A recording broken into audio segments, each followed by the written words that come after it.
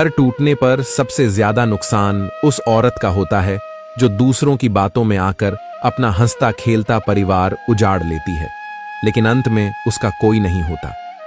शुरुआत में सब कुछ ठीक होता है, प्यार भी होता है, समझदारी भी, लेकिन फिर धीरे धीरे किसी तीसरे की बातें, किसी और की तुलना, किसी झूठे सम्मान की भूख रिश्तों के बीच जहर घोलने लगती है। कुछ औरतें इसी जहर में जीने लगती हैं। उन्हें लगता है कि अब वो किसी से कम नहीं। हर बात में सवाल, हर बात में ताना, हर बहस में खुद को सही साबित करने की जिद। वो भूल जाती हैं कि रिश्ता बराबरी से चलता है, हुकूमत से नहीं।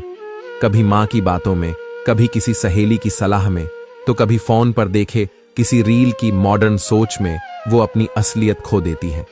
फिर वो बहस नहीं करती, वो लड़ती हैं। वो बात नहीं समझती, वो थोपती हैं।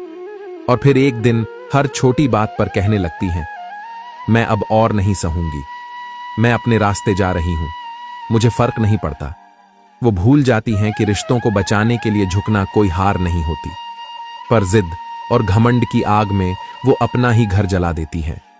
जब तक घर होता है उन्हें हर बात गलत लगती है, और जब घर टूट जाता है तब जाकर एहसास होता है कि जिस बात पर लड़ाई थी वो तो इतनी बड़ी थी ही नहीं, लेकिन अब बहुत देर हो चुकी होती है।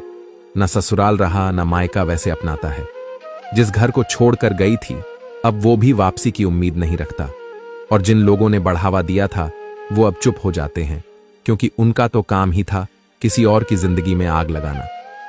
फिर एक दिन वही औरत दूसरों के बच्चों को स्कूल जाते देख रोती है, बाजार में पति पत्नी को साथ चलते देख सिसकती है, पर अब उस रोने की कोई कीमत नहीं होती, क्योंकि एक जिद, एक बहकाव, एक झूठा सेल्फ रिस्पेक्ट उसके सारे रिश्तों को निगल चुका होता है।